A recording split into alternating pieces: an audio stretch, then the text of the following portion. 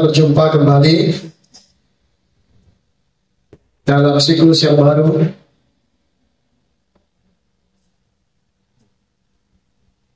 Parasat Bereshit,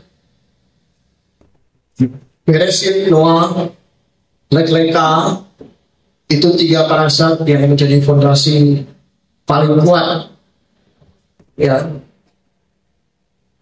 Karena 3 itu mempengaruhi seluruh perjalanan sejarah kehidupan manusia, secara khusus bagi Israel yang menjadi blueprint, cetak biru agar boleh meniru bangsa-bangsa, agar boleh bangsa-bangsa meniru Bani Israel sebagaimana mereka yang sudah terlebih dahulu percayakan Torah.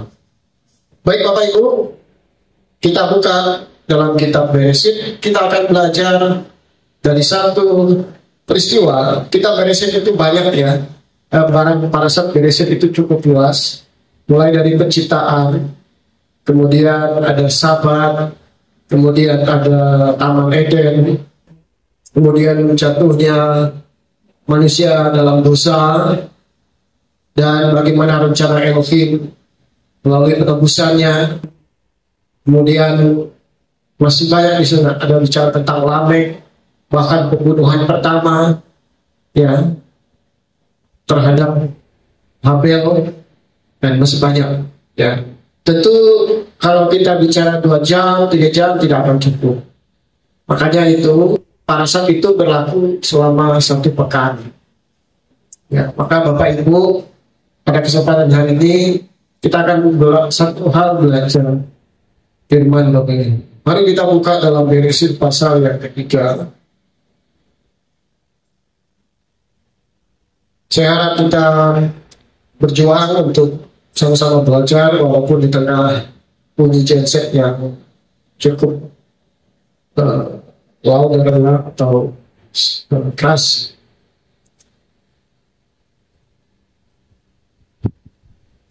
Bereshit 3 ayat yang pertama saya baca. Adapun ular itu cerdik lebih dari segala binatang liar di padang yang telah Yahweh Elohim jadikan. Dan dia berfirman kepada wanita itu, benarkah Elohim berfirman bahwa kamu tidak boleh makan dari semua pohon di taman ini? Dan wanita itu berkata kepada ular itu, kami boleh makan buah dari pohon di taman ini, tetapi buah dari pohon yang ada di tengah-tengah taman itu, Elohim telah berfirman, kamu tidak boleh memakannya ataupun menyakitinya, karena kamu akan mati. Namun ular itu berkata kepada wanita itu, kamu sekali-kali tidak akan mati, karena Elohim mengetahui pada saat kamu makan buah itu, matamu akan terbuka, dan kamu akan menjadi seperti Elohim, yaitu mengetahui yang baik dan yang jahat. Dan wanita itu melihat bahwa pohon itu baik sebagai makanan, dan karena daya tariknya bagi wanita, serta pohon yang diinginkan untuk menjadikan bijak, maka dia memetik buahnya dan memakannya, juga memberikannya kepada suaminya yang berada bersamanya.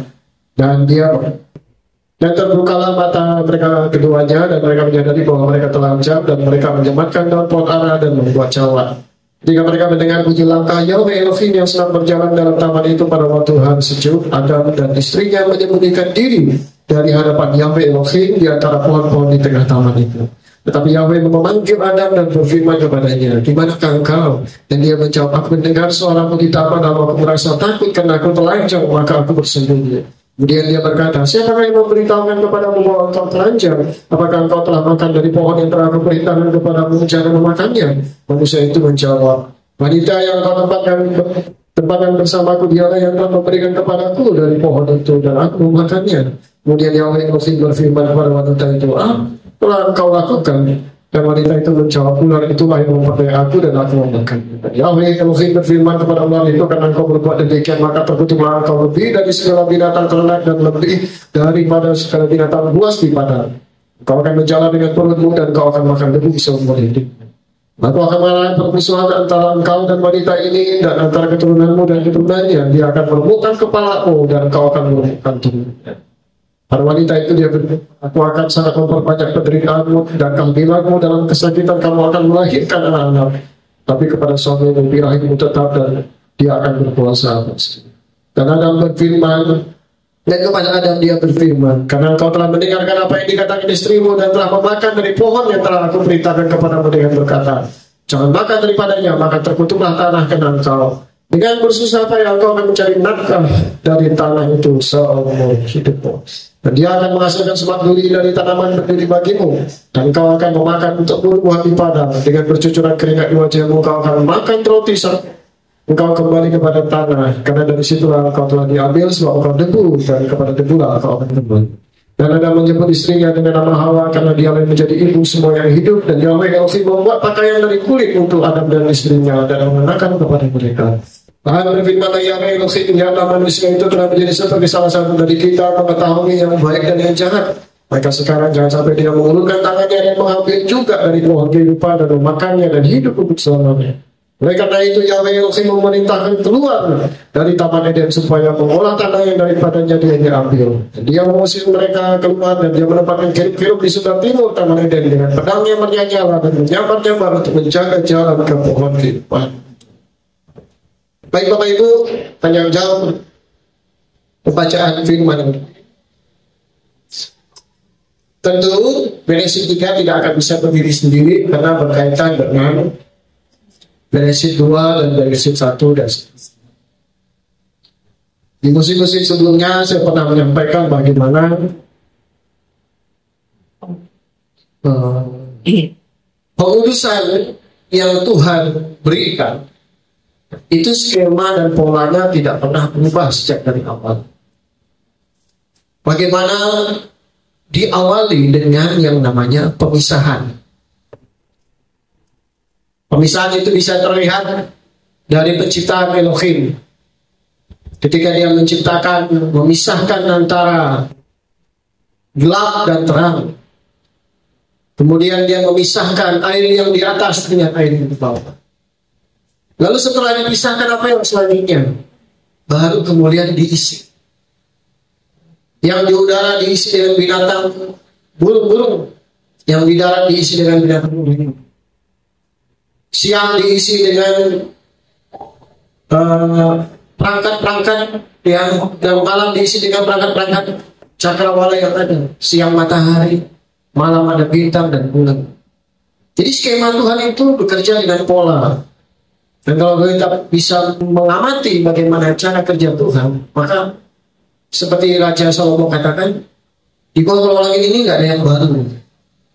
Polanya sama. Bahkan saya pelajari dalam salah satu ilmu filsafat, itu dikatakan, orang yang sukses di masa depan adalah orang yang mampu mempelajari sejarah-sejarah masa lalu. Ya. Termasuk kita hari ini, kita belajar apa yang sudah terjadi ribuan tahun yang lalu. Jadi untuk memahami masa depan, maka kita harus mempelajari apa itu yang terjadi pada masa-masa yang telah kita lewati. Itu filsafat berkata demikian. Dan saya memahami tidak salah. Ya, makanya mereka mau tahu bagaimana bentuk bumi, mereka bagaimana mau tahu sebelumnya bumi ini kayak bagaimana patahan-patahannya, sebelum air bah, oh ternyata air bah itu betul ada. Mereka pelajari arkeologi dan segala macam ilmu-ilmu yang mempelajari kisah-kisah masa lalu. Oh ternyata benar itu sempat terjadi gempa pada saat kolah itu ditelan bumi, dan patahannya itu ada secara geografis itu terlihat. Ya, pada saat Israel menyeberangi laut berawan kosong itu betul-betul secara sejarah histori itu terbukti dan ditemukan banyak perangkat-perangkat kendaraan-kendaraan paruh ya di dasar lautan berawan.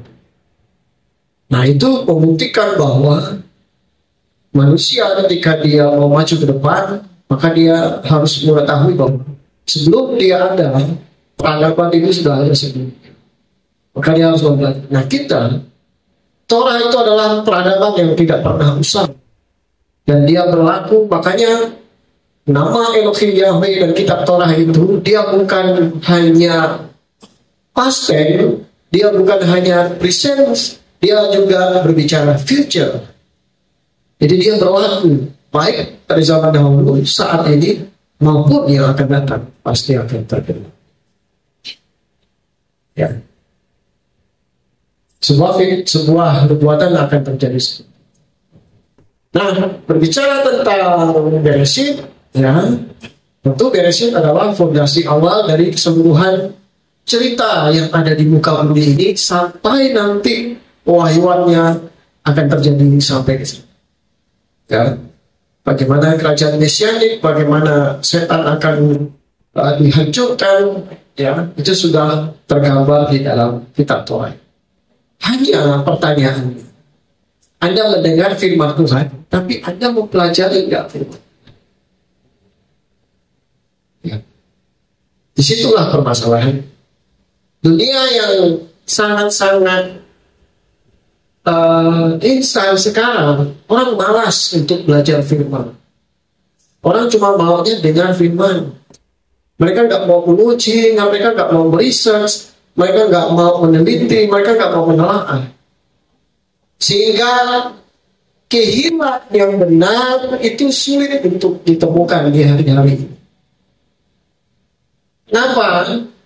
Karena sedikit orang yang mau mempelajari. Anda mendengar khotbah belum tentu mempelajari firman Tuhan. Ya, disitulah Bapak. Apalagi zaman sekarang, duduk manis, tinggal dengar saja, tinggal ikuti saja, ya. Berapa jam kemudian udah lupa apa yang disebut. Hanya Berita Rasa memberi contoh dalam perjalanan Nabi Saul bagaimana jemaat Berea itu adalah jemaat yang luar biasa.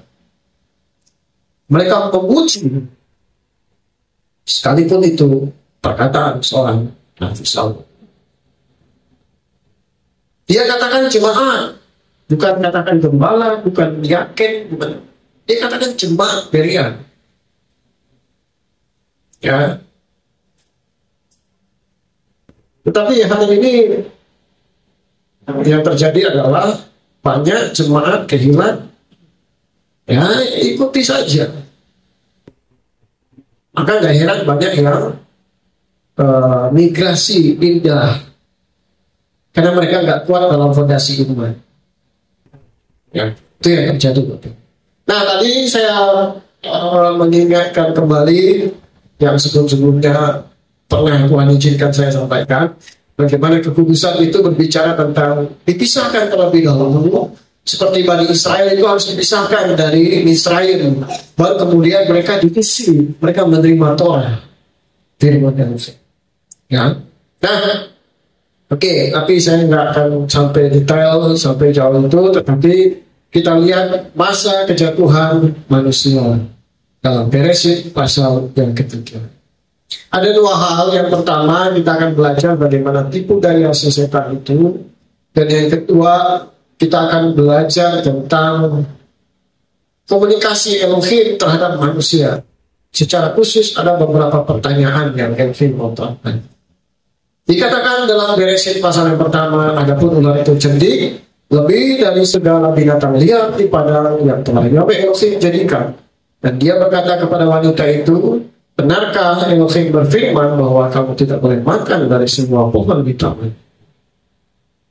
Sebelum sampai ke sana, kita perlu menguji. Bagaimana cara menguji? Dimaknai satu hal. Bertanya, di mana, kapan, berapa lama, apa, mengapa, dan sebagainya. Pertanyaannya bisa sederhana seperti ini. Oke, kejatuhan manusia, ceritanya sudah terjadi. Pertanyaannya, apakah Tuhan mengizinkan si ular yang cerdik itu ada di situ untuk menjatuhkan manusia? Kenapa Tuhan izinkan dia bisa ada di situ?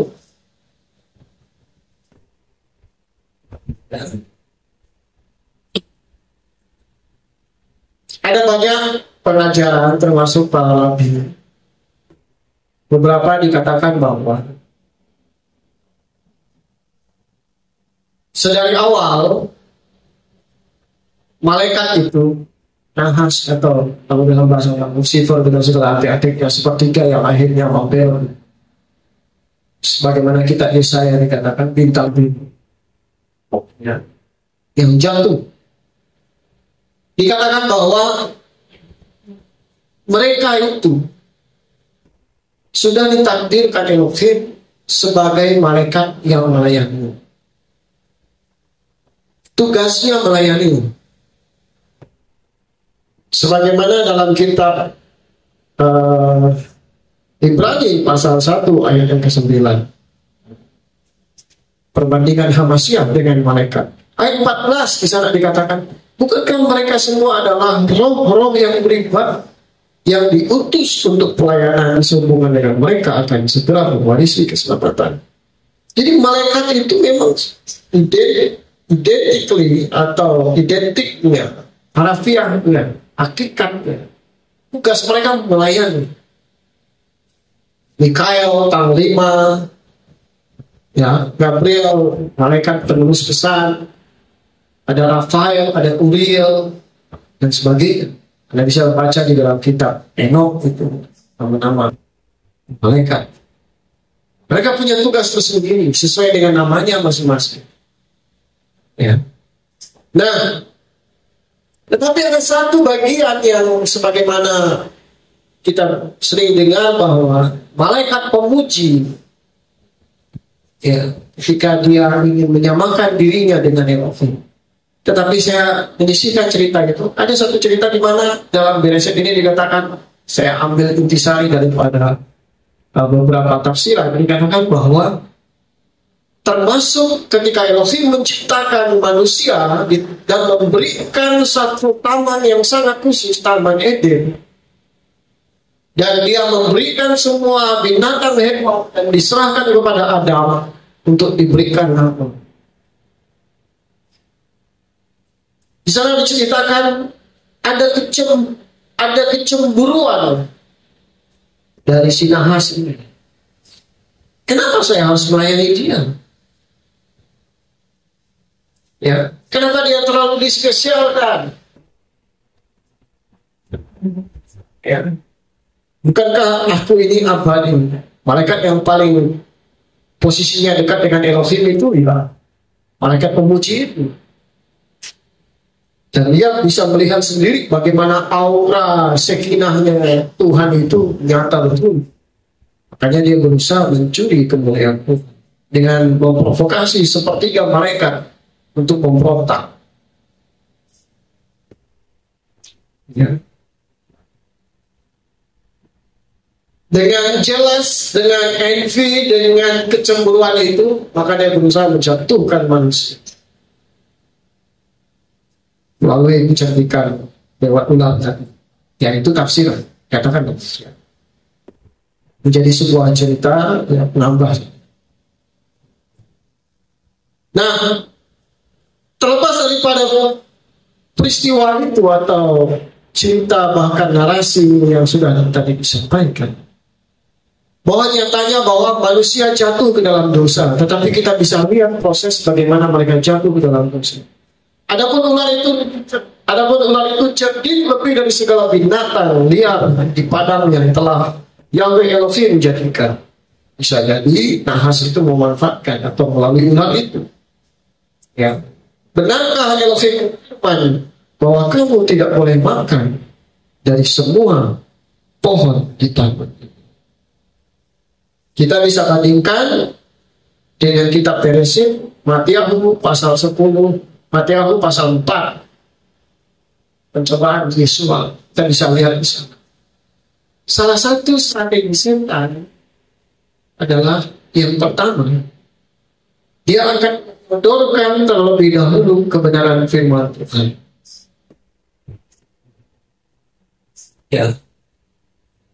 Makanya dikatakan setan itu bapa dari segala penipu, pendusta.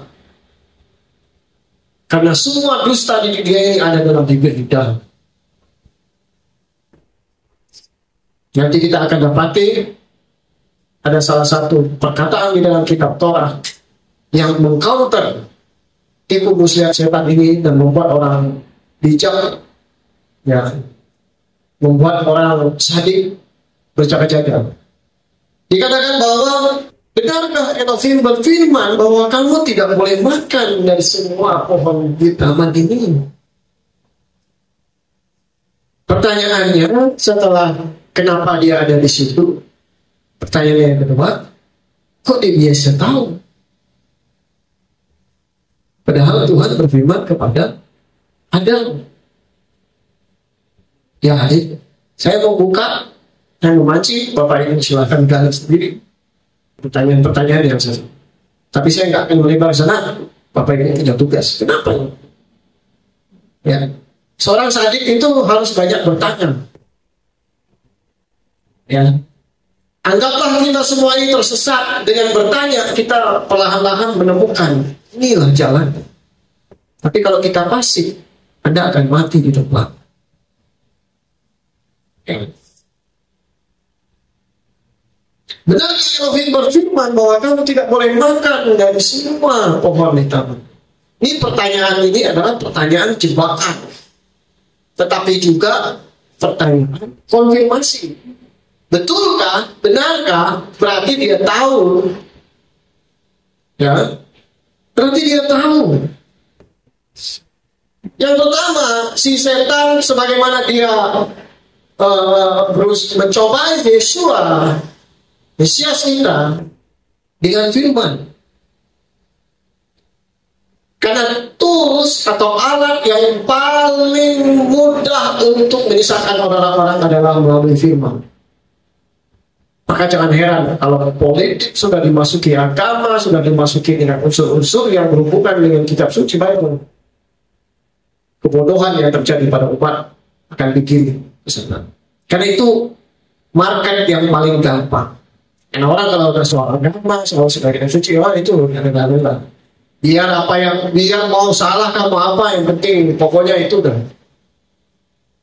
Nah itu yang tantangannya bagi kita orang percaya. Ya. Pertama, pelajari, ingat dulu perkataan. Firman Elohim bukanlah firman Elohim. Anda pegang itu dulu.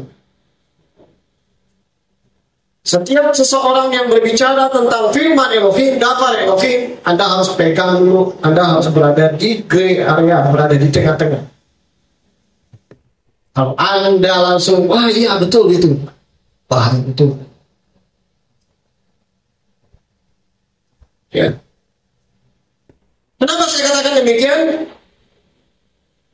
Mungkin kita akan berpikiran seperti Hawa. Wah berarti dia tahu firman. Memang itu firman Tuhan, berarti betul. Hanya karena seseorang berbicara firman Tuhan bukan berarti Tuhan berfirman kepada kita. Disitulah ada space, ada ruang di mana saudara harus menguji apakah betul yang ia katakan, atau apakah ada spirit di balik orang yang mengatakan firman Tuhan.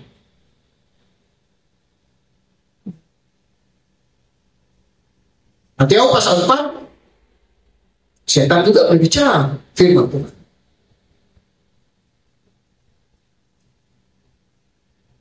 Dan setan berbicara kepada Yesua yang adalah sang firman. Dan dia berbicara menggunakan firman.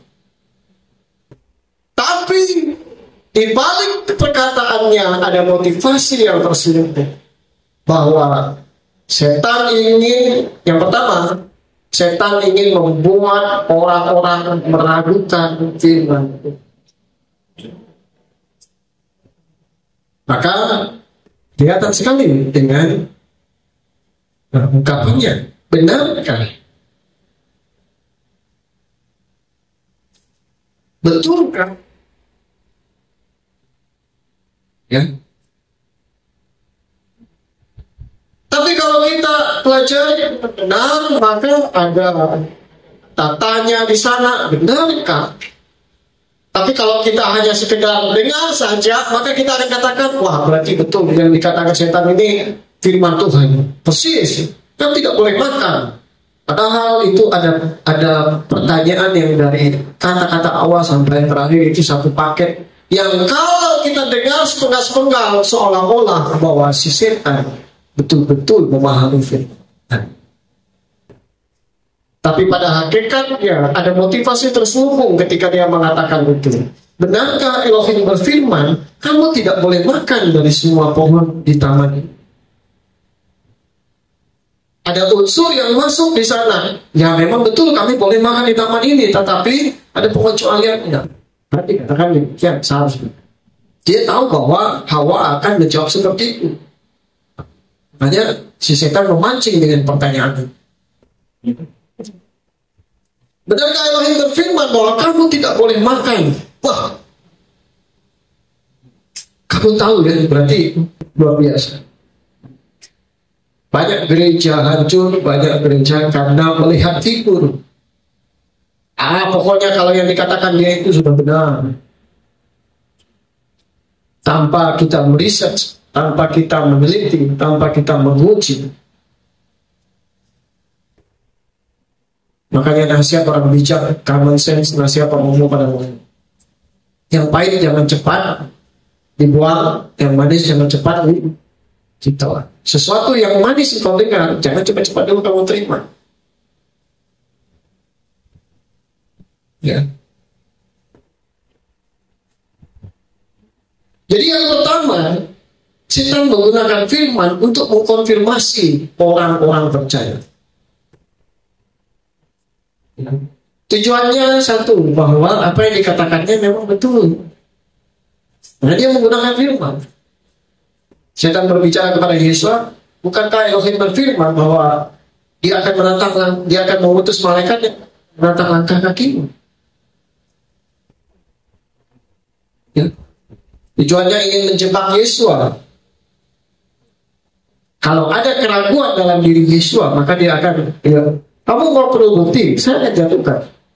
Berarti kamu ragu-ragu dengan firman Tuhan. Ya, Thomas kan begitu.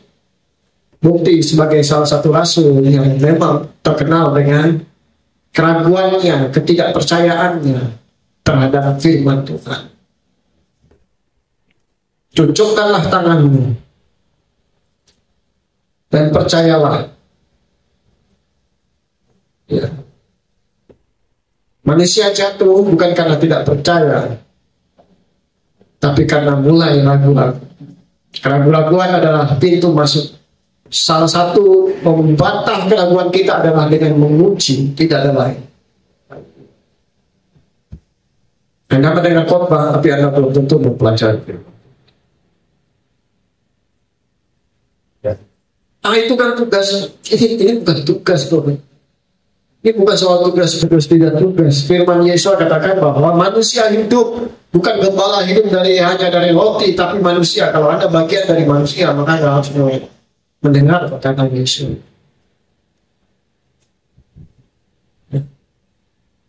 Yang pertama, setan mengkonfirmasi manusia dengan menggunakan firman Tuhan agar terlihat lebih spiritual, agar terlihat benar. Dan wanita yang berkata kepada ular itu, kami boleh makan buah dari pohon di taman ini. Ya memang benar, sesuai firman. Kamu boleh makan buah yang ada di taman. Ya, tapi buah dari pohon yang ada di tengah-tengah taman itu berfirman. Nah, disinilah letak kuncinya. Elohim telah berfirman, maka dia harus memperkatakannya sesuai dengan firman. Tetapi faktanya yang sudah lama kita pelajari bahwa dia mengatakannya tidak sesuai dengan yang difirmankan Tuhan di dalam Beresyit pasal 2. Di sana tidak dikatakan bahwa menyentuh.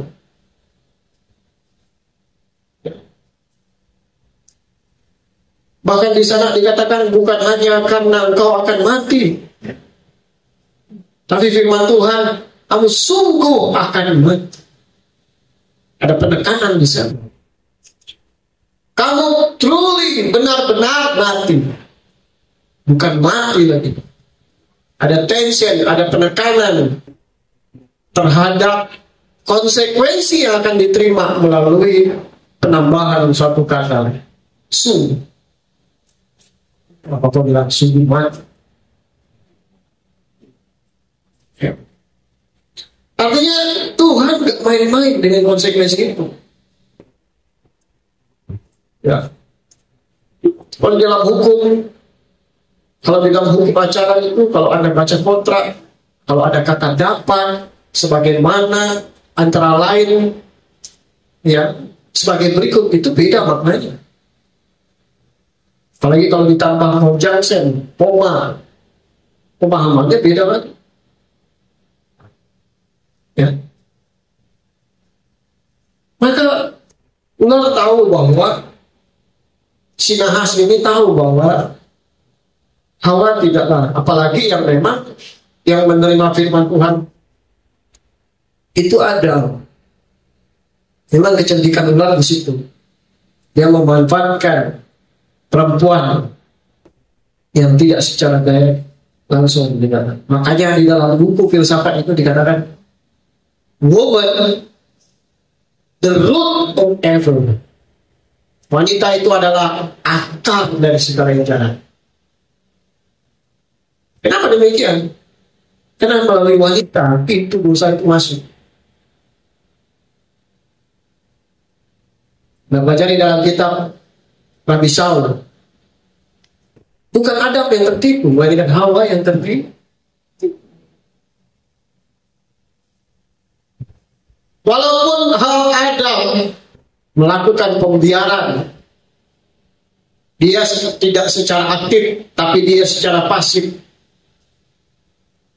Ya, saya katakan kepada ada satu orang, Pak, kalau kita orang benar, dia berarti sama. Dia dengan keadaan yang ada di sekitar kita, sama saja kita mengiyakan kejahatan untuk berkembang.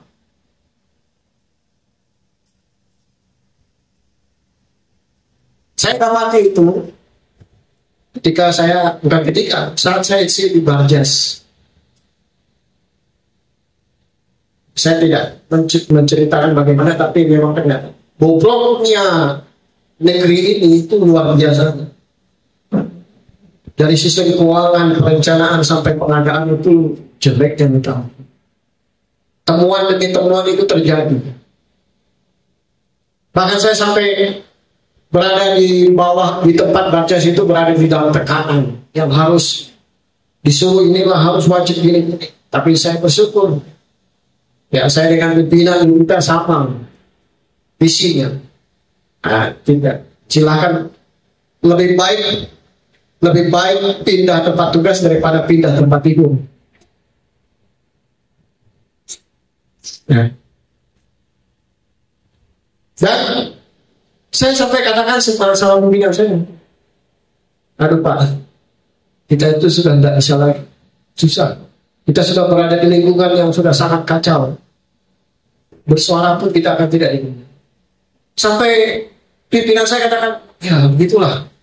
Tapi ada satu nasihat dia. Dan saya terima dan saya mengerti kenapa saya ditempatkan di sini. Dia bilang begini, Pak Tony, mungkin awalnya kita berpikir seperti itu. Tetapi saya baru mengerti. Kita yang ditempatkan di tempat seperti itu mungkin merasa saya tidak bisa. Tapi percayalah, kalau bukan, dia bilang, kalau bukan saya Pak Tony, mungkin orang lain yang duduk di situ mungkin lebih buruk lagi, lebih jahat lagi. Mungkin negeri ini udah nggak tahu lagi konspirasinya seperti apa. Langsung kena saja. Jadi ada tujuan kita di situ. Walaupun kita nggak bisa mengubah segalanya, tetapi dengan kita duduk di situ tidak memperparah keadaan. Kita berusaha membuat chaos itu terjadi. Kita berusaha tikung ulang. Kita berusaha memperbaiki.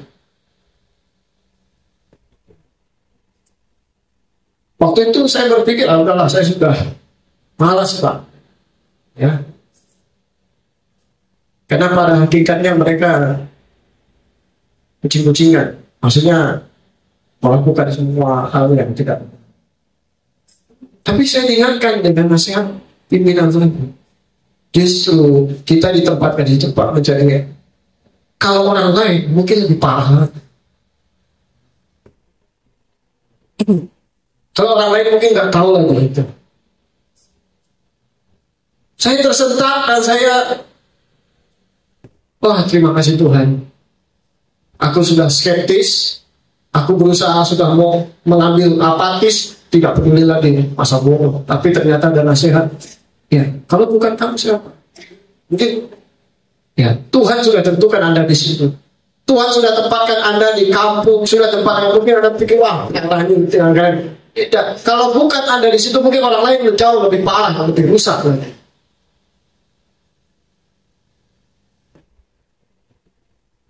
Ya. Kalau bukan Pak Anji di tempat situ, mungkin pimpinannya lebih ganas lagi mungkin bicara. Apalagi kalau mungkin harus dibalas. Nah, nanti akan pernah sampai kesimpulan. Kita akan masuk ke dalam 4 pertanyaan itu. Tapi sebelum itu, kita lihat lagi. Kamu sekali-kali tidak akan mati. Ketika dia berkata firman Tuhan, yang betul itu memang firman Tuhan, tapi apakah betul? Kesimpulannya seperti itu.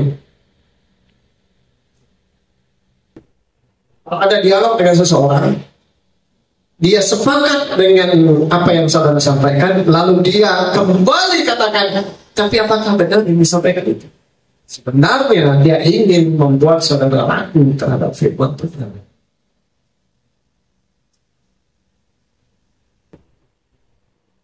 Raguan hanya bisa dibantah melalui research.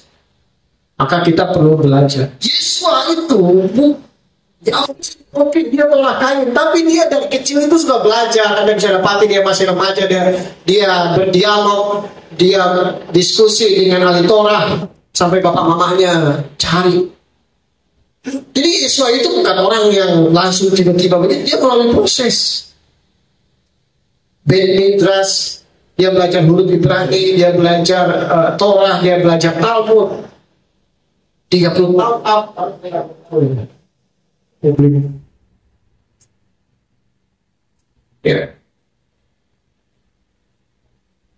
Ketika setan berkata menguji dia di padang gurun, di dalam Matius pasal 4,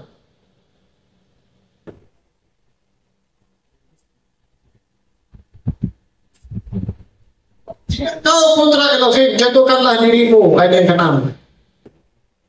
Karena telah tertulis bahwa dia akan memerintahkan kepada para malaikatnya berkenaan dengan kau, dan mereka akan meletakkan kau di atas tangannya, agar jangan engkau membenturkan kakimu pada batu. Yesus berkata apa? Kamu jangan menguji, kamu jangan mencobai. Sekali-kali firman Tuhan tidak akan pernah tidak pernah diragukan. Yesus tidak pernah meragukan firman. Ada 9 firman Torah hayat. Ketika ketika keraguan itu masuk dalam diri kita, maka itu sudah mulai goyah. Kalau sudah goyah, maka saya katakan begini, setan itu adalah sales terbaik yang pernah ada.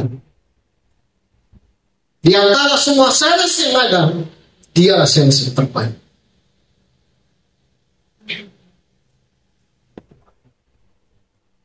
Ini parfum bagus. Cek kepada Pak Ajun. Pak, ada parfum bapak. Pak Ajunnya agak susah. Aduh maaf Pak, saya sudah ada parfum. Oh, sudah ada parfum ya Pak? Saya tanya lagi, berapa lama Bapak sudah pakai parfum? Baru 4 bulan ya. Oh baru ya Pak ya? Berarti baru ya? Berarti sebelumnya pakai parfum yang lain Pak? Oh iya.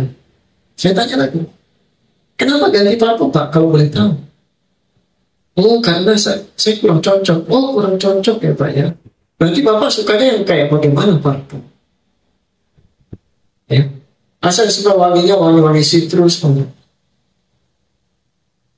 Pak, coba deh Bapak tekan, Bapak cium. Oke.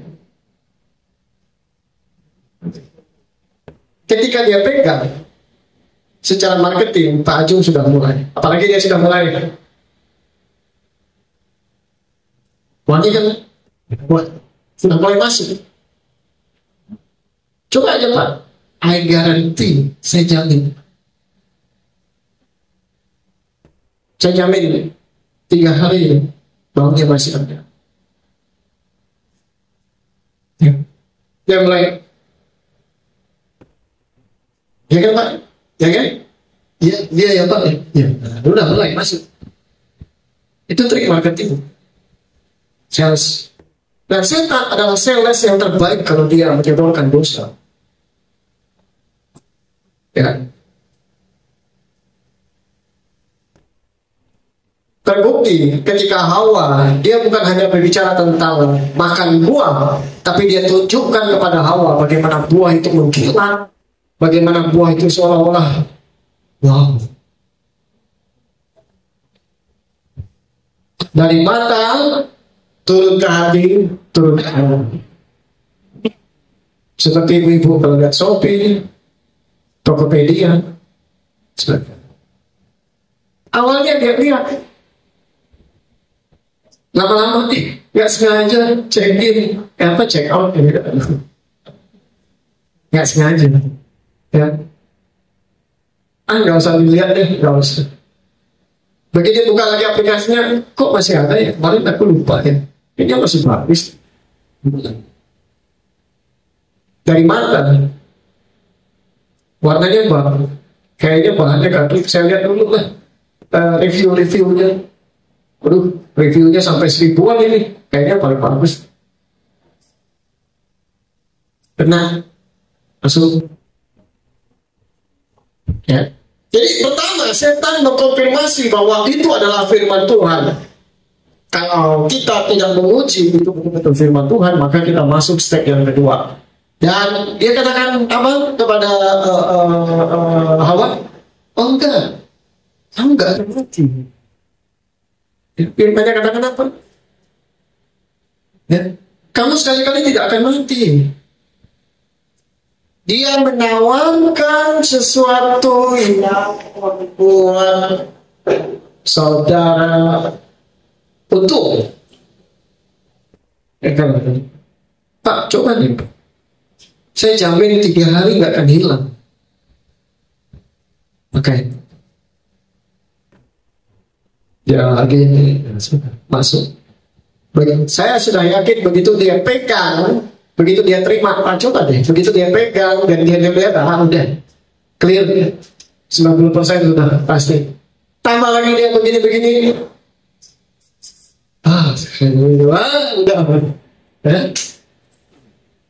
Lalu saya katakan begini, jadi berapa Pak? Nggak usah Pak, saya kasih gratis aja untuk Bapak. Wah kebetulan nih gratis. Kalau saya beli berarti saya nggak keluar uang. Itu trik. Setan trik human. Maka kita harus. Yang kedua, setan menawarkan keraguan. Kamu nggak akan mati.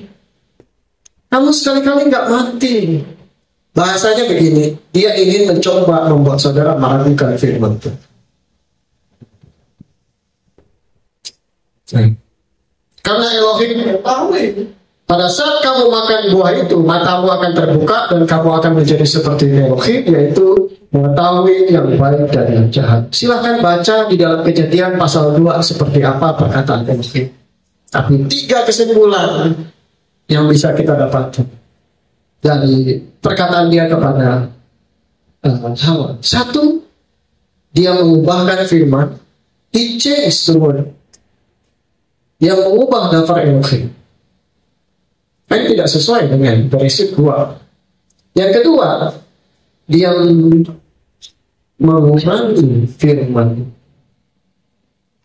Dan yang ketiga, dia menambahkan firman. Oke, kita lihat dulu ya. Cepat. Betul kan? Oke, lihat saya Kejadian pasal 2. Ya. Dari segala pohon di taman ini engkau sungguh boleh. Bahkan dikatakan engkau sungguh boleh. Free buat kamu. Tetapi dari pohon pengetahuan baik dan jahat engkau tidak boleh memakannya. Karena pada hari engkau memakannya engkau sungguh akan mati. Bandingkan dengan dikatakan setan. Ada dikatakan matamu akan terbuka. Ya. Banyak Illuminati itu lambangnya mata. Ya. Matamu akan terbuka. Kedua, kamu akan menjadi seperti Elohim. Itu keinginan manusia zaman sekarang. Zaman sekarang itu hanya 3 yang manusia cari. Yang pertama, money. Kalau orang sudah kaya, dia harus aman. Kalau sudah aman, dia ingin menikmati hidup selama-lamanya. Maka dia harus sehat. Maka 3 teknologi ini yang akan kesana. Dia akan kuasai uang, dia akan kuasai keamanan, dan dia akan kuasai kesehatan. Basic, you punya uang tidak aman sama saja. Kamu punya uang aman tapi mati sama saja, percuma. Ya, 3 ini yang dibilang, maka keuangan dunia akan disatukan. Ya. Kedua, akan ada pemasangan identitas entah apa yang akan mendeteksi kita semua. Jadi keberadaan kita itu dimanapun. Alasannya keamanan Pak, supaya nanti kita tahu mana teroris itu, kita langsung bom dicek, keamanan. Ketiga, kesehatan. Status kesehatanmu gampang kalau ada microchip atau apa di tempat tubuhmu, dan dia dokter tinggal colok lalu, oh Pak, gula darahnya ini. Ya. Itu 3 material dunia.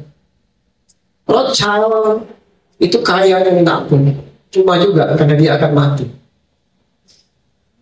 Makanya bisnis kesehatan itu bisnis yang gak akan mati kok. Sekarang lagi tragedi skincare. Ya. Banyak orang mau tampil muda. Ya, sederhananya, ya,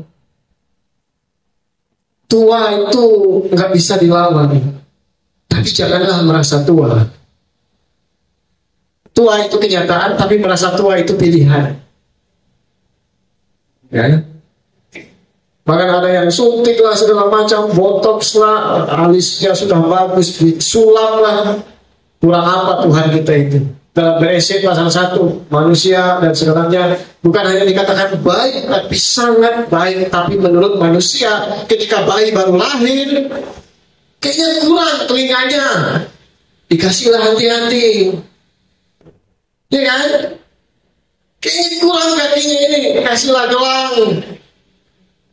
Di beberapa orang tertentu, aduh hidungnya ini nggak cocok, lubang 2 tambah 1 lubang. Ya sederhananya, dia menganggap bahwa kurang imperfect saja. Saya harus menambah nilai dengan hal-hal yang seperti itu. Yang bayi baru lahir cantiknya luar biasa, besok sudah di sini, di sini. Ya, bahkan notanya tuh masih nempel juga. Ya. Nota dari Humas. Ya. Ya itulah manusia.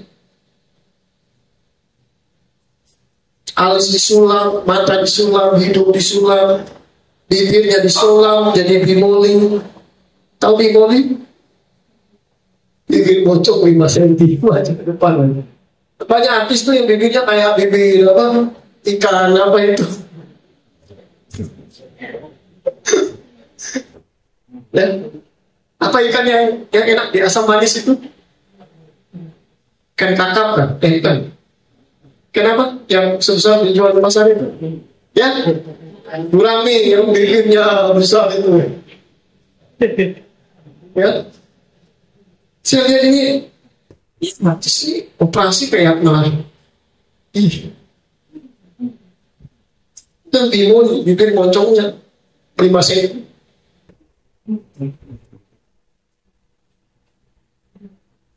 Dunia sekarang banget. Ya kita yang orisinil saja lah. Gak usah KW1, KW2, KW3. Terlalu banyak. Tapi susah, apalagi kalau saudara ke Thailand. Anda harus menguji seseorang. Memang tampaknya wanita, belum tentu dia wanita. Karena di sana, kalau tidak salah, ada 9 jenis kelamin yang ditetapkan negara Thailand. Ada bencong, ada waria, ada apa lagi, ada. Ada yang laki-laki memang laki-laki tapi bisa nyebrang, ya. Ada yang laki-laki memang berlaki ya, segala macam. Betullah firman Tuhan katakan, kedatangan Yesus sama seperti pada saat banjir pada zaman Nuh, anak orang kawin mengawin, berbicara tentang seks, keluarga dan segala. Makanya kekudusan keluarga itu hal yang mutlak di hari-hari terakhir. Maka kita tidak bisa sembarangan. Saya setuju, bobot, bebek, bibit itu penting. Tidak bisa kita sembarangan. Harus tahu seluk-beluk alur. Ya, kalau nggak salah di Jawa atau di mana ya? Ada yang orang sudah sah. Begini, yang perempuannya dia ucapkan apa begitu, lalu yang laki-lakinya kaget begitu, ya sudah sah, mau bilang apa lagi? Ternyata nikah dengan laki-laki, tampangnya perempuan. Yang ada bukan masuki kebahagiaan, malah kiamat dunia bagi mereka. Ya. Oke, lanjut pada firman Tuhan. Yang pertama, firman Tuhan berbicara kepada kita bahwa setan mengkonfirmasi menggunakan firman. Benarkah? Perhatikan Bapak Ibu, trik setan itu adalah ketika firman Tuhan itu satu paket. Misalnya, bangunlah dan pergilah bekerja. Ini contoh. Bangunlah dan pergilah bekerja. Tapi setan katakan begini, apakah betul kamu bangun? Ya betul. Bukankah? Lalu kenapa kamu harus bekerja? Bukankah kamu bangun lalu kamu bisa lakukan apa saja yang kamu mau? Jadi dia ambil sepenggal dan dia gantikan yang sebelumnya dengan untuk melakukan. Itu triknya setan. Makanya tadi dikatakan mengubah, mengurangi. Makanya dalam kitab Taurat terkutuklah orang yang menambah dan mengurangi kitab Taurat itu. Karena di kemudian hari, bahkan di era zaman ini, banyak orang akan menggunakan firman. Bahkan tidak sedikit mau gembala, evangelis, imam menggunakan firman bukan untuk kepentingan firman, tapi menggunakan daftar Elohim untuk kepentingan dia. Firmannya memang betul, tapi motivasi di balik firman memperkatakan ada yang selamat. Makanya lakukanlah mispot demi kepentingan mispot itu sendiri. Tidak ada yang lain. Bukan karena kita untuk kita, enggak. Kita melakukan firman untuk kemuliaan Elohim. Ya. Jadi setan tahu. Nah, setan menawarkan sesuatu yang baru, something new, sesuatu yang menguntungkan, meragukan. Satu, tidak mati, ya berani. Kalau tidak mati, bagus dong. Dan saya ditambah lagi, dia katakan kamu akan tahu tentang yang baik dan yang jahat. Wah, something new. Manusia itu kan kurios. George apa di bahasa Inggrisnya? Ingin tahu. Kalau kata orang tuh kayak rasa keinginan tahunya tinggi sekali. Ya, ada video tentang psikologi di mana Anda sudah mungkin pernah lihat video itu. Di sebuah jalanan yang ramai ada sebuah bangunan kecil dari kotak, ada lubang, dan di lubang itu dituliskan di atasnya, jangan melihat lubang ini. Ya, banyak orang jalan, dia lihat itu bangunan kecil itu, ditulis di situ jangan melihat. Ada beberapa yang jalan, ada beberapa yang penasaran. Di dalam lubang itu apa? Dia lihat masuk ke dalam lubang, yang di dalam lubang itu sudah ada seseorang yang siap dengan kue, dengan kayak pie begitu. Waktu dia lihat ke dalam itu, dia langsung timpuk kayak kue ulang tahun begitu, dia langsung timpuk. Lalu dia marah-marah. Kan sudah dikasih tahu, ya, jangan lihat. Tapi manusia itu seperti itu. Jangan mencuri, keinginannya malah ingin tahu. Kalau saya mencuri, kenapa ya? Jangan membunuh. Ya, lo jangan. Ya. Lalu apa yang kita harus lakukan? Yosua 1 ayat 8, pelajarilah kitab Torah. Sebelum Anda mempelajari Brit Hadasa, sebelum Anda mempelajari Hantara, pelajarilah fondasi utamanya kitab Torah. Karena resource, sumber, semua itu berakar dari Torah. Ya.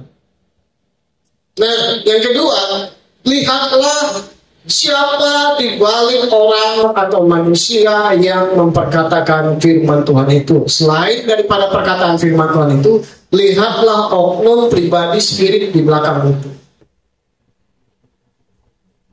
Makanya saya katakan, firman Tuhan belumlah tentu firman Tuhan.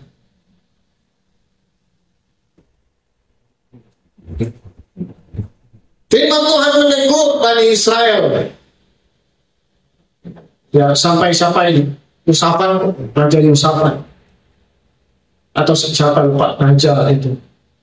Ya, Ahab atau siapa yang raja mati? Ya, Yosafat,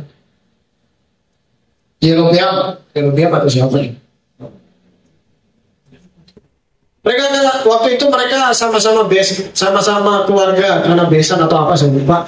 Jadi mereka akan menyerang. Lalu pas mau menyerang gitu, si Yosafatnya atau siapa, dia katakan, aduh, tiadakan nabi yang bisa kita tanya dulu sebelum kita maju. Panggilnya lah, ya sudah ada nabi, dipanggilnya nabi. Semuanya sudah disepakati nabinya. Wah, kamu akan menang begini. Ya, sudah diskemakan. Ya. Nah, firman Tuhan tidak pernah berfirman seperti itu. Sekalipun itu Bani Israel sendiri.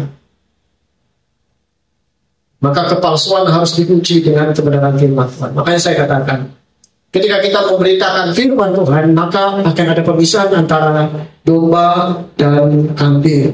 Tetapi ketika kita menyingkapkan sebuah kebohongan, maka kita akan menyingkapkan mana yang domba dan mana yang serigala di tengah-tengah domba.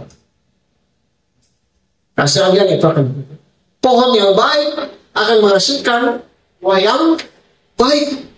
Pohon yang tidak baik akan menghasilkan buah yang tidak baik. Pohon mangga nggak mungkin menghasilkan buah durian, pohon durian tidak mungkin menghasilkan buah cabai. Secara genetik akan seperti itu. Ya. Nah, daftar Elohim bukan daftar Elohim. Kalau kita tidak uji, semua harus diuji. Apa itu? Jadilah, ambillah teladan contoh dari jemaat Berea. Sekalipun yang menyampaikan itu adalah seorang ahli Torah. Dalam Filipi, di sana Rabi Saul bersaksi. Dia sempurna dalam melakukan Torah. Tapi tidak bagi jemaat Berea. Tetap apa yang kamu katakan, kami akan uji. Kami akan pilih. Kami akan lihat. Betulkah itu sesuai dengan kebenaran firman? Bukan kita tidak respect, bukan kita tidak menghormati, tapi kami juga berhak untuk menerima atau menolak atau menguji apakah yang kau katakan itu sesuai dengan firman Tuhan atau tidak. Harusnya seperti itu kita di zaman sekarang. Karena kita hidup dengan penuh dengan kepalsuan. HP saja bisa dipalsukan. Ya. Banyak hal kepalsuan itu juga. Dan yang terakhir, kita belajar bahwa panca indera kita itu harus dikendalikan. Terutama sebagaimana kita Amsal katakan, keinginan mata itu harus betul-betul kontrol. Gara-gara keinginan mata, makanya ada orang bilang dari mata turun ke hati.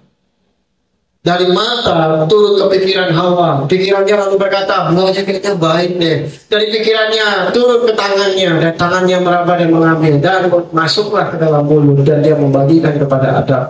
Dan Adam pun tidak menegur, tidak mengingatkan. Makanya ada 4 pertanyaan. Kita masuk yang step yang kedua. Di dalam kitab Torah di sana dikatakan, di manakah engkau? Kejadian 3:9, 11 dan 13. Yahweh Elohim memanggil Adam dan berfirman kepadanya, where are you? Di manakah engkau? Kita lihat lagi Hebrew interlinear, Genesis pasal yang ketiga ayat 9.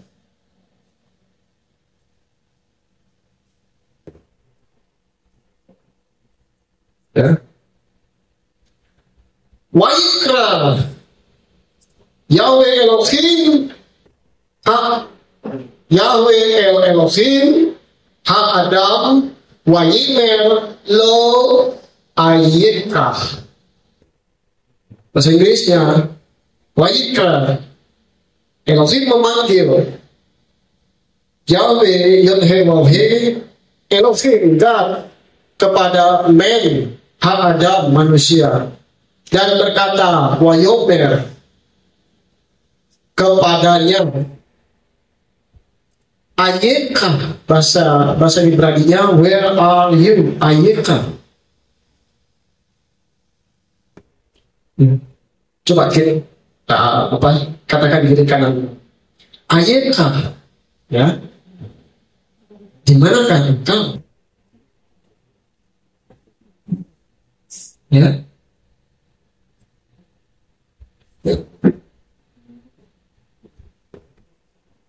Dalam bahasa Ibrani di sana dikatakan pertanyaan pertama adalah Ayeka, di manakah engkau? Nggak mungkin dong Tuhan nggak tahu posisi Adam. Kalau dia nggak tahu posisi Adam, ya bukan Tuhan namanya. Kedua, itu Taman Eden Tuhan yang buat sendiri. Masa Tuhan nggak tahu? Ketiga, Taman Eden berbicara tentang hadirat sekinah Tuhan, nggak mungkin. Jadi maknanya bukan tentang geografis atau posisi atau letak, bukan itu maknanya.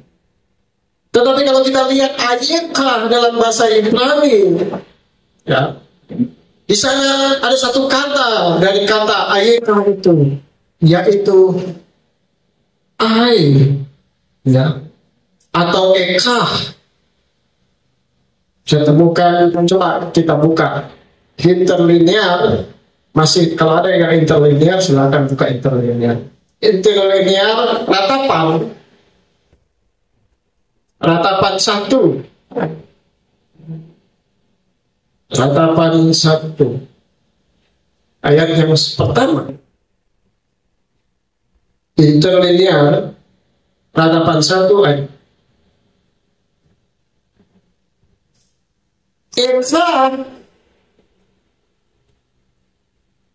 Eka Yesabah Badat Hadir Sabati Am Hayata. Eka di situ kata kerja atau sifat. How, bahasa Inggrisnya how. Di dalam kitab suci ELT di sana ratapan ratapan 1 ayat 1. Betapa dikatakan, terjemahan baru dikatakan betapa. King James, how, bagaimana. Versi mudah dibaca, Yerusalem jadi kota, tetapi begitu kosong. Kita lihat yang lain lagi. Word English Bible Messianic. How the city should solitary. How, seperti tadi interlinear. Betapa, bagaimana. Apa yang bisa kita? Ayeka yang berasal dari Eka itu bukan berbicara tentang posisi, bukan berbicara tentang ketidaktahuan Elohim, tetapi berbicara tentang ungkapan Elohim atas sesuatu yang terjadi atas Adam. Ungkapannya ungkapan apa? Ungkapan kesedihan, ungkapan duka, ya. Misalnya dikatakan ungkapan ratapan. Ya. Jadi pertanyaannya bukan arah menanyakan lokasi. Di mana kamu? Bukan. Jadi kayak seperti ungkapan. Di mana kamu? Ya, tentu kalau yang paham bahasa Ibrani, tension, penekanannya, ucapannya, cekoknya mungkin perlu dipaskan. Ya kayak beda kalau di mana kamu? Ya, itu pasti di sini. Ya. Tapi ini di mana kamu? Ya. Perihal bukan tentang bagaimana jawaban letterlock sebagaimana kata di mana, tetapi di sini dimaksudkan tentang ungkapan rasa duka, rasa ratapan, rasa kesedihan. Karena Tuhan nggak tahu, karena Elohim mungkin nggak tahu apa yang terjadi pada Abraham. Karena itu di wilayah sekinahnya dia, yaitu di wilayah Taman Eden. Jadi dia tahu betul persis apa yang terjadi. Ya. Pertanyaannya kenapa Tuhan biarkan terjadi? Ya, karena manusia diberikan free will. Tuhan nggak pernah memaksa Adam dan Hawa.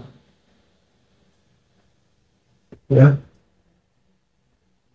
Ada kata eksa, ayeka atau eka dari eka, sebagaimana dalam kitab Ratapan tadi. Jadi Tuhan bertanya kepada Adam, di manakah engkau?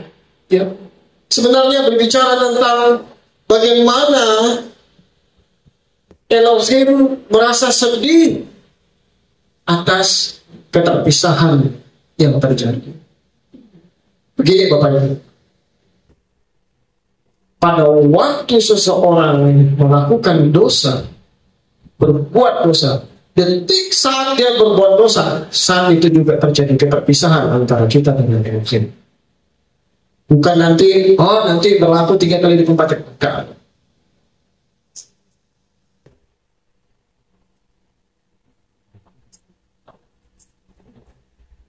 Seketika seseorang berbuat salah di hadapan Elohim, seketika itu juga langsung keterpisahan itu terjadi. Artinya apa?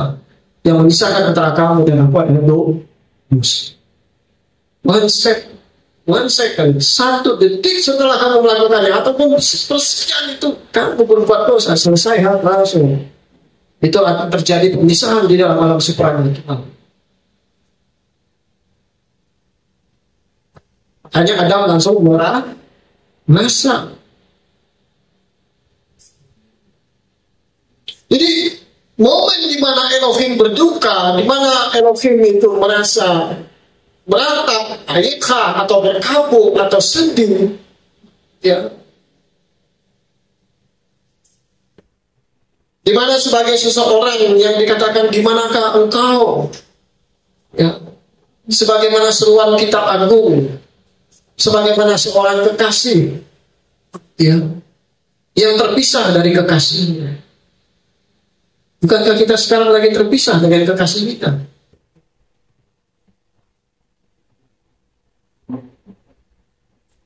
Itu bagian dari sebuah rencana keselamatan. Ya. Yang nanti akan ada final redemption, penebusan akhir. Akan terjadi. Itu keselamatan, titik puncaknya ada di sana. Maka setiap orang yang percaya, dikatakan Rabi Saul, kerjakanlah keselamatan. Memang betul keselamatan itu karena kasih karunia. Tapi kalau kamu tidak menjaganya, maka itu akan diambil daripada dipindahkan kepada orang lain. Kemudian itu akan dipindahkan. Wahyu katakan namamu akan dihapus dalam kitab kehidupan. Jadi skema yang sudah kita lalui, Yom Kippur dan segala itu sudah masuk dalam skemanya Elohim. Ada seorang rabi berkata, momen di mana Yom Kippur, bahwa Yom Kippur mengingatkan bahwa kita ini manusia berdosa dan kita harus menyesal atas dosa-dosa dan kita bersyukur bahwa dari Mesias Yesus yang disediakan suatu sarana pengampunan, jalan menuju kepada Bapa, yaitu melalui Yesus. Sebelum nanti pada titik puncaknya Yesus akan menjadi hakim Ya.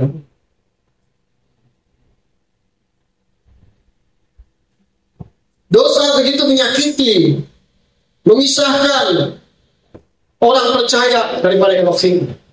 Bahkan Elohim terpisah dari kekasihnya. Kita terpisah. Saat ini kita sedang menanti-nantikan Mesias Yesua datang. Tentu tidak akan terjadi seperti ini, Bapak Ibu, kalau dosa itu tidak masuk ke dalam dunia. Tetapi skema yang kita lalui ini, perjuangan kita, yaitu memang bagian dari yang memang sudah harus dijalani kehidupan kita orang percaya.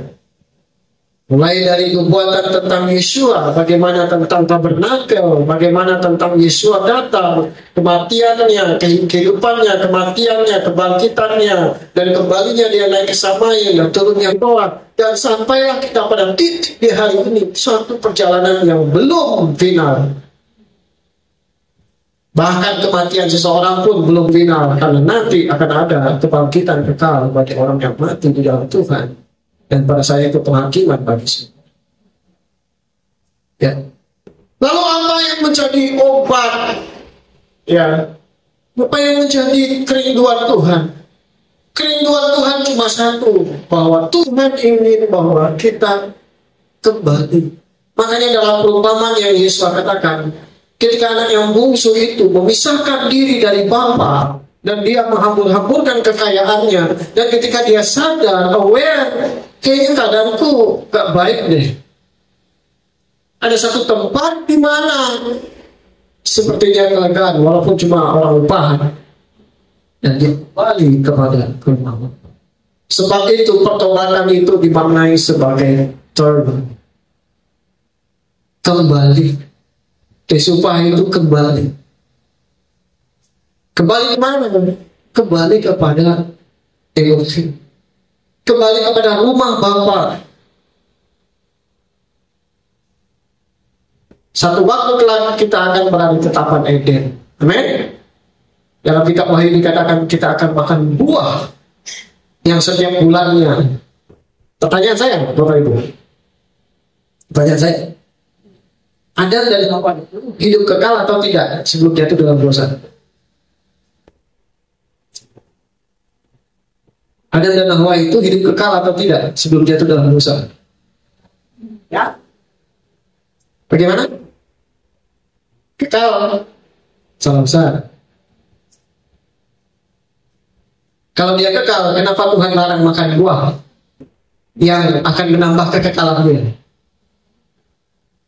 Aduh, tidak baik dia kalau, aduh, jangan dia menjadi seperti kita. Dia sudah menjadi salah satu seperti kita, maka jangan lagi dia menjamah pohon apa? Pohon kehidupan, dan dia hidup dalam dosa selama-lamanya, tidak mati. Makanya mereka diusir. Sederhananya cuma satu, Bapak. Apa? Yaitu dari makna firman hidup sendiri. Berarti memang ada dan Hawa memang tidak kekal. Lalu kenapa dia bisa stay, dia bisa hidup? Kuncinya itu Bapak Ibu. Karena dia berada dalam Tuhan, maka dia tetap. Sebagaimana diperintahkan Tuhan, kamu makanlah pohon itu, biji-bijian itu kamu makan, taman Eden ini sudah disiapkan, kamu gak akan. Kamu jangan neko-neko, ya. Kalau kamu neko-neko yang terjadi seperti itu. Ya. Makanya dalam kitab Wahyu, nanti kelak orang percaya, coba kita lihat, Wahyu pasal 20.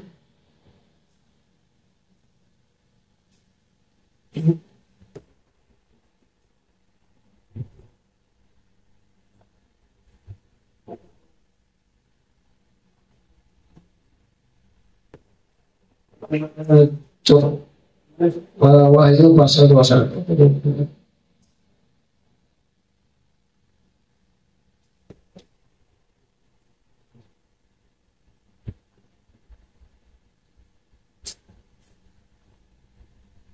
Sabar, kita. Wah.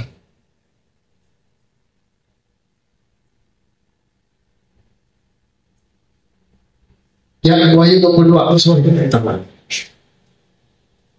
Wahyu 22, dan dia menunjukkan kepadaku sungai air kehidupan yang jernih, murni, jernih seperti kristal yang keluar dari tata Elohim anak domba di tengah-tengah jalan rayanya. Dan di sisi lain juga, di sisi sini juga, di sisi sana juga ada pohon kehidupan. Perhatikan, ada pohon kehidupan. The tree of life yang menghasilkan 12 buah berdasarkan bulan, yang setiap bulan menghasilkan 1 buah, dan daun-daun pohon itu untuk penyembuhan bangsa-bangsa. Setiap kutub tidak akan ada lagi, dan tata Elohim dan anak domba ada di dalamnya, dan para hambanya beribadah. Dan mereka melihat wajahnya, namanya ada pada dia. Malam tidak akan ada di sana, artinya yang sifatnya jasmani tidak ada. Mereka tidak akan mempunyai kebutuhan akan lampu matahari karena hadirat Elohim, dan mereka berkata perkataan yang dapat dipercaya dan benar. Maka Yahweh Elohim para nabi yang kudus telah mengutus malaikatnya dan menunjukkan kepada hambanya apa yang seharusnya terjadi dengan cepat. Ya. Jadi pohon kehidupan itu ada, dan daun-daunnya tumbuh. Ya, setiap bulan menghasilkan 1 buah. Ini kayak seperti dongeng-dongeng saja bagi kita. Ya. Tapi itulah sebuah penglihatan yang dilihat oleh Yohanan. Ya, sederhananya begini Bapak Ibu, melalui firman Tuhan, kutipan kesimpulannya, di luar aku kamu tidak dapat berbuat apa-apa. Pertanyaannya begini, kalau kita lihat kasus, kok bisa Mose tidak makan tidak minum selama 40 hari? Yang ada dalam naungan sekinahnya Elohim. Ya, makanya dalam Berita Dasar dikatakan jasmaniah merosot, batiniah bertambah.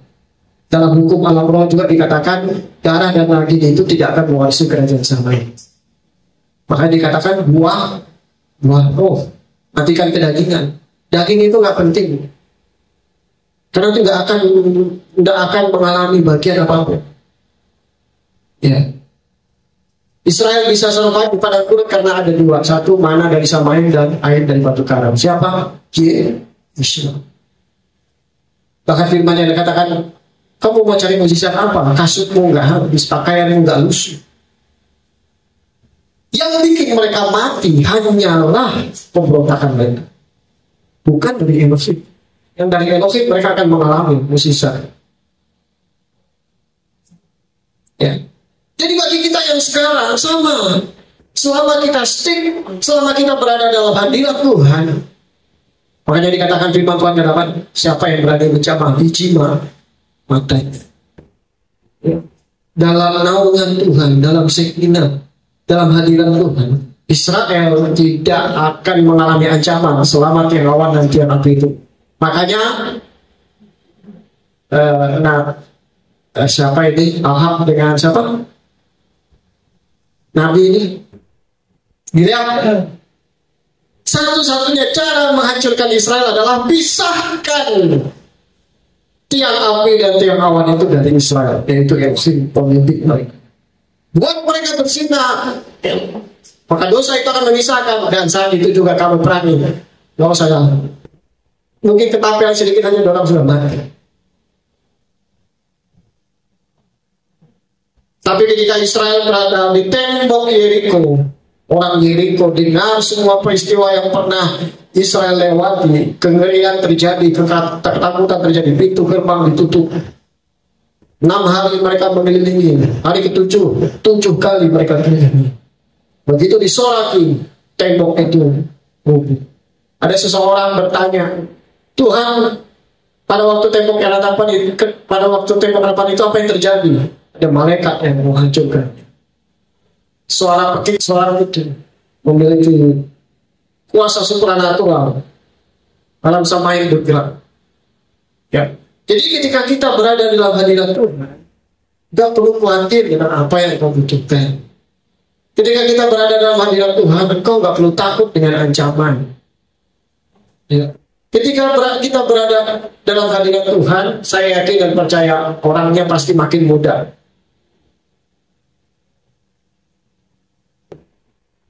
Lihat saja, Bapak Ibu. Oke, kita bicara histori sejarah. Waktu Mose berada bersama-sama dengan Tuhan 40 hari 40 malam dia tidak makan minum. Waktu dia keluar, apa yang terjadi? Wajahnya bercahaya, rupanya makin tampak. Ya. Bahkan pertanyaan saya, Mose pernah menginjakkan tanah Israel ya? Mose pernah menginjakkan kakinya di area Israel ya? Pernah nggak, Bapak Ibu? Pernah. Pada waktu Yesua transform, kemudian ada 2 orang di sisi kiri kanan, yaitu Elia dan Mose. Mereka 2 figur yang sangat dikagumi, bukan disembah, tapi 2 tokoh ini punya sosok yang sangat vital bagi bangsa Israel. Makanya dalam kitab Pewahyuan dikatakan nanti apa? Makanya waktu Yohanan datang dikira yaitu Elia. Sampai saat ini dalam sidul-sidul Israel mereka berdoa Elia datang memulihkan hati bapak-bapak. Apalagi Mose, wah, udah nggak bisa bantah. Ya, seorang yang lembut hatinya dikatakan. Sebegitunya dia lembut memimpin Bani Israel, batu jadi ampun. Kembali kepada firman Tuhan, ya. Maka dikatakan bahwa ketika 4 pertanyaan selain daripada yang pertama, di manakah engkau, akhirkah?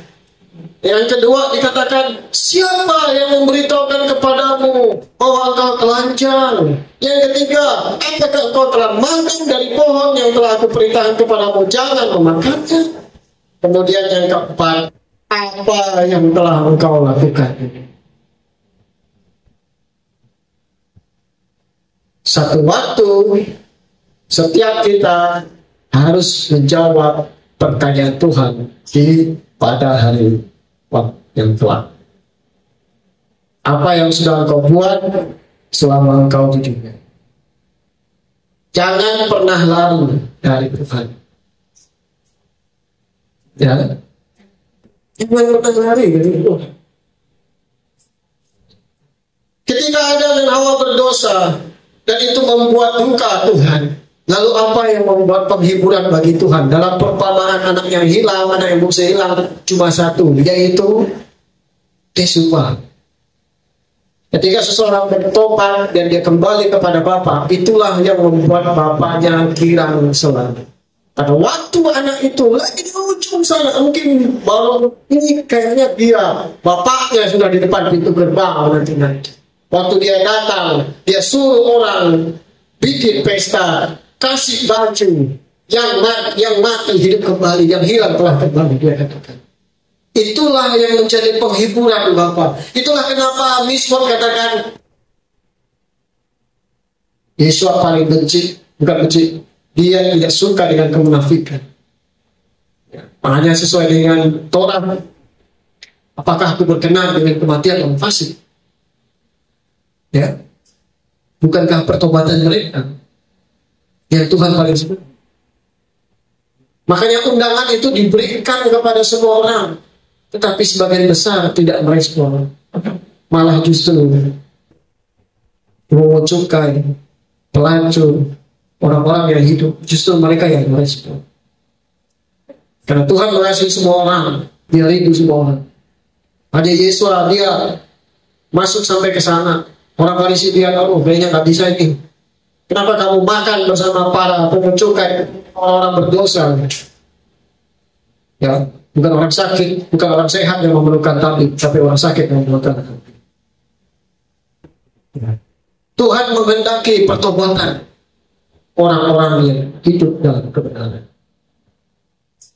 Saat ini semua kita sedang dinanti Teshuva. Oh, Teshuva itu yang diungkit, waduh salah besar kalau cuma itu saja. Teshuva itu bertobat itu setiap hari, setiap saat. Makanya salah satu gereja yang tidak terangkat adalah gereja yang tidak mengajarkan pertobatan. Gereja yang tidak berani mengatakan itu dosa, itu salah. Gereja yang tidak mengajarkan tentang bagaimana mematikan kedagingan, berjuang, lakukan firman Tuhan. Banyak orang memilah untuk hidup sana gereja, makanya gereja itu cocokologi. Nah, nggak cocok saya di sana. Dia bicara soal keputusan keluarga, pasti saya nggak enak lah. Karena saya nikah 2 kali, apalagi cara hidup lagi. Habis kena mental. Ya. Adam berdosa ketika dia memakan buah terlarang itu. Lalu dia mendengarkan suara Elohim. Tapi kita lihat di sana Adam malah bersembunyi di balik pohon bersama Hawa. Ketika pertanyaan itu muncul, di manakah engkau? Ya, Adam bersembunyi. Apa artinya bersembunyi? Menjauhi dari penciptanya, menjauhi dari Elohim. Ya. Apakah Tuhan tahu? Tuhan tahu. Tapi kalau kita bisa lihat begini Bapak Ibu. Sampai pada titik nanti ayat mendekatlah kepada Tuhan. Sebelum Tuhan menghampiri Adam, Tuhan sudah tahu bahwa Adam akan menjauhi. Tapi ini tafsiran saya saja. Tapi ada konek dengan firman. Ketika Adam menjauhi Elohim, maka dalam tanda kutip seolah-olah Tuhan bukan hal yang sama kepada Adam. Dengan bertahan, bukan hanya sekedar ungkapan duka, tapi juga seperti kayak sebuah perasaan, sebuah sindiran. Kenapa kamu sembunyi? Nah, kenapa saya sembunyi? Kenapa Tuhan tanya? Dan tahu apa yang saya lakukan? Mungkin.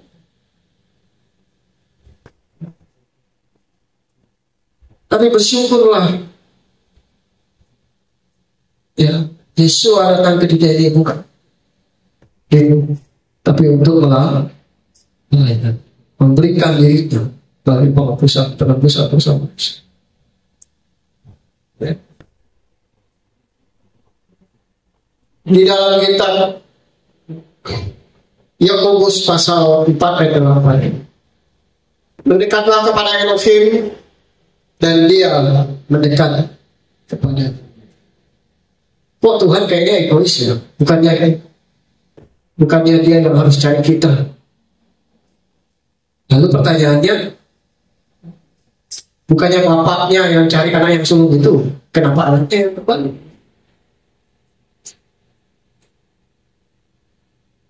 Mencari yang terhilang.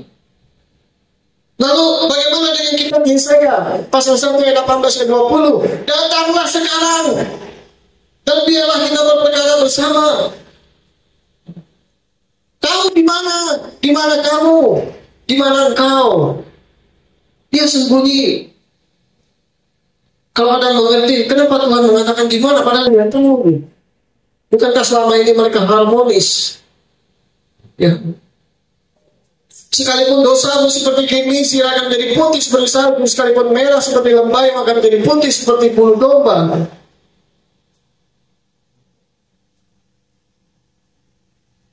Yang terjadi adalah ketika seseorang melakukan dosa, maka ada guilty. Ketika guilty, rasa bersalah, dia akan berusaha menjauhi Tuhan.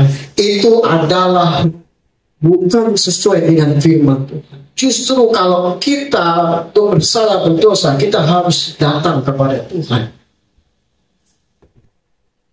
Get back, kembali kepada. Tapi setan akan berkata apa? Kamu nggak pantas, kamu nggak layak, kamu najis, kamu kotor. Ya, tidak mungkin Tuhan terima kamu. Setan masuk dengan pemikiran ini. Kayaknya betul, saya sudah salah betul, dan kesalahan saya sudah fatal. Tidak mungkin diperbaiki. Masuk tipuan setan. Tidak ada yang bisa diperbaiki. Wah, seolah-olah bahwa Tuhan kita tidak mampu untuk memperbaiki. Ya, bahkan dikatakan sumbu yang mulai padam pun akan hidupkan. Ya, bulu yang terkulai tidak akan dipak. Gak ada yang gak mampu Tuhan lakukan. Yang mati saja Tuhan bisa bangkitkan. He fix our sin, dia perbaiki dia. Dia membersihkan, dia menghapus kaporet menutup dosa kita. Ya. Yesaya 1 ayat 18 dikatakan demikian, datanglah. Ya. Kalau Tuhan berfirman kepada kita, ayo mari datanglah. Jangan keraskan hatimu, jangan mengasihi dirimu sendiri. Kayaknya nggak mungkin, biar sudah saya semakin jahat, itu namanya mengasihi diri sendiri. Enggak, kamu harus berani datang kepada Tuhan. Karena bukan kamu, tapi dia sudah menyodorkannya. Datanglah, marilah berperkara. Ya. Tapi kalau kita nggak menerima undangannya, ini lain cerita. Bukan Tuhan tidak peduli. Jadi melalui firman ini kita diingatkan bahwa jangan pernah menjauhi dari Tuhan. Secara sindiran Tuhan ingin mengatakannya, kalau kamu menjauh, aku juga akan bisa menjauh.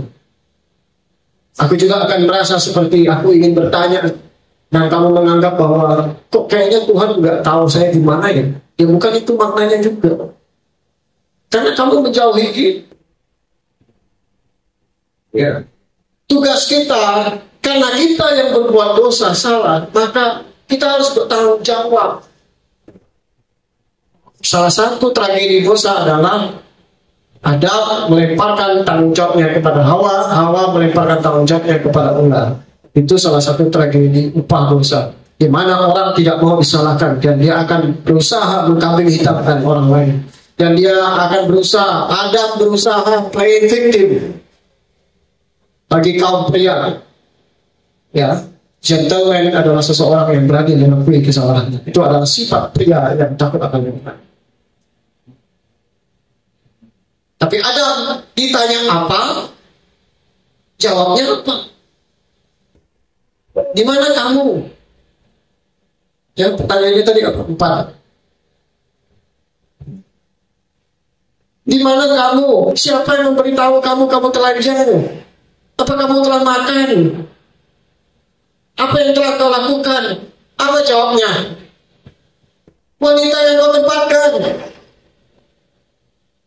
Bukankah wanita itu hadir karena untuk memberi kesempurnaan terhadap pernyataan Elohim? Tidak baik kalau seorang manusia itu sendiri. Malah sudah dikasih perempuan, dia katakan apa? Gara-gara dia saya begini. Lah, Tuhan ingin mengatakan begini, di mana engkau itu, makna yang ketiga adalah kamu di mana pada saat Hawa sedang digoda. Ya. Ya, itu yang tadi saya katakan. Di BPJ ya tugasnya orang benar, orang yang tahu kebenaran tetapi tutup mata terhadap ketidakbenaran yang terjadi sekitarnya. Sama saja kita mengiyakan ketidakbenaran itu terjadi. Di mana engkau itu maksudnya di mana di tafsir atau pengertian yang kita bisa dapati, di mana engkau pada saat itu terjadi. Malah yang jawabannya adalah perempuan yang kau tempatkan ini. Dia katakan perempuan yang kau tempatkan, padahal sebelumnya dia katakan apa? Dia bersyukur, dia memanggilnya Hawa karena dia ibu dari segala orang. Sekarang dia malah katakan gara-gara dia. Ya. Pertanyaannya, di mana engkau pada saat keluargamu sedang menghadapi masalah? Itu satu. Di mana engkau pada saat kehilanganmu sedang tergoncang? Di mana engkau pada saat negerimu sedang mengalami krisis moral? Di mana engkau saat bangsamu sedang terpuruk? Tugas kita harus bisa menjawab pertanyaan itu. Jangan lari dari panggilan Tuhan. Jangan lari dari tanggung jawab. Ya. Kalau kita bicara kehilangan, kita punya tanggung jawab kehilangan. Kalau kita bicara kabupaten, kita punya tanggung jawab kabupaten. Oke lah, mungkin kita nggak bisa seperti kayak bupati punya keputusan decision yang luar biasa mempengaruhi banyak orang. Tapi kita bisa tanam lutut berdoa, bermohon belas kasihan Tuhan. 10, 20, 30, 40, 50 orang benar masih ada. Tuhan masih perhitungkan belas kasihan atas negeri itu. Makanya firman-Nya katakan, Pak, usahakanlah negeri di mana kamu aku. Bahkan bahasanya dalam lain katakan di mana aku kamu buang. Kata kasarnya begitu. Ya, kesaksian dari bahasanya ya, Tony kamu saya lempar, buang ke buffet. Ya. Masih berkat di sana. Teman-teman yang guru, ada di Tengkok, ada di Fofi, ada di mana, ada di Mop. Saudara juga akan ditanyakan. Ya, yang istrinya di rumah, anak-anaknya bagaimana? Tanya, kamu di mana? Pada saat itu terjadi. Kehilangan ini, masa depan ini bukan tanggung jawab satu orang, tanggung jawab kita semua. Nggak mungkin satu orang bisa mengemban semua ini. Meskipun secara hierarki ada namanya gembala, ada namanya evangelis, tapi kita semua ini dikatakan bertanggung-tanggung, tanggunglah, bertolong-tolonglah kamu, sehingga kamu menggenapi Torah. Lain-lain dikatakan apa? Hukum Kristus dikatakan demikian. Torah Hamasiyah nggak bisa. Makanya saya ingin mengatakan begini, kesalahan satu orang adalah kesalahan satu kehilangan. Kita harus bisa mengatakan demikian. Karena nanti kita nggak. Makanya dalam firman Tuhan, kalau ada seorang yang bersalah, kamu harus tegur. Kalau dia bertobat, bertobat ya bagus. Bahkan dikatakan tegur 4 mata, tegur 4 mata, 2 mata, 1 mata dan sebagainya. Yang bisa paham. Jadi Bapak Ibu yang dikasih Yesua, ya terakhir di sana dikatakan dalam satu nubuatan yang kita akan bisa pelajari dalam kitab Bereshit pasal yang ketiga. Saya tutup khotbah ini atau pemberitaan ini. Bereshit pasal 3 yang terakhir. Setelah dia membuatkan pakaian kulit dan dia berfirman, ya, karena dia mengetahui yang jahat, yang baik dan yang jahat, maka sekarang jangan sampai dia mengulur tangannya dan mengambil juga dari pohon kehidupan dan memakannya dan hidup untuk selamanya. Ya, dia hidup dalam dosa selama-lamanya. Ini juga adalah pertolongan Tuhan. Ayat 23, oleh sebab itu Yahweh Elohim memerintahkan keluar dari tamannya dia supaya mengolah tanah yang daripadanya dia diambil, dan dia mengusir manusia itu keluar, dan dia menempatkan kerub di sebelah timur taman Eden yang pedang menyalanya menyambar untuk menjaga jalan ke pohon kehidupan. Ya, ada tanggung jawab Adam ketika dia dipertanyakan Tuhan, maka konsekuensi Adam diusir sama istrinya. Dan jadi sampai hari ini seorang pria harus mengerjakan kesupah setiap waktu. Bukan masalah cangkul, bukan masalah cari makan yang susah, tapi seorang pria akan berjuang sampai. Makanya seorang pria dalam tatanan kepercayaan banyak, dia punya tanggung jawab yang berat. Karena apa? Dengan mencangkul, dengan berkeringat, bukan soal masalah. Dan gitu. Ya. Tapi setiap dengan susah payah kita akan mengerjakan yang namanya pertobatan, bayar harga setiap hari. Dan dikatakan di sebelah timur di taman. Kalau dia di sebelah timur, nanti ini timur, utara, timur, selatan, barat. Tabernakel menghadap kemana? Tabernakel menghadap kemana, Bapak Ibu?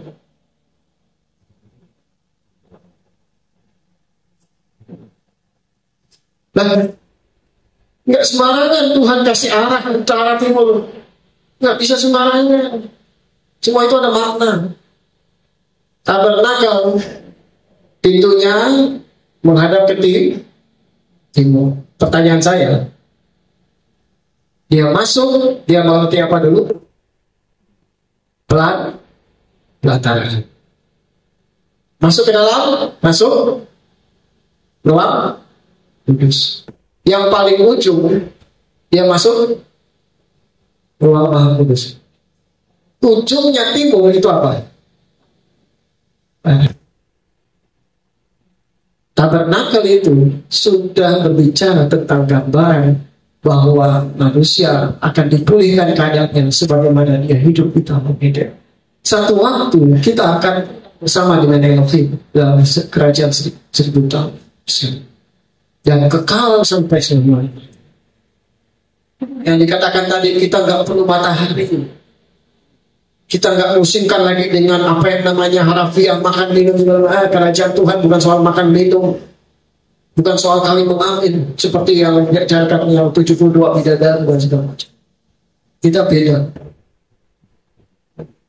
Tapi itu sebenarnya gambaran bahwa Elohim ingin mengatakan Adam satu waktu kelak, ya, sebagaimana firman-Nya, keturunan ini akan meremukkan, kemudian ini kamu akan masuk lewat timur dan kamu akan terus sampai ke barat.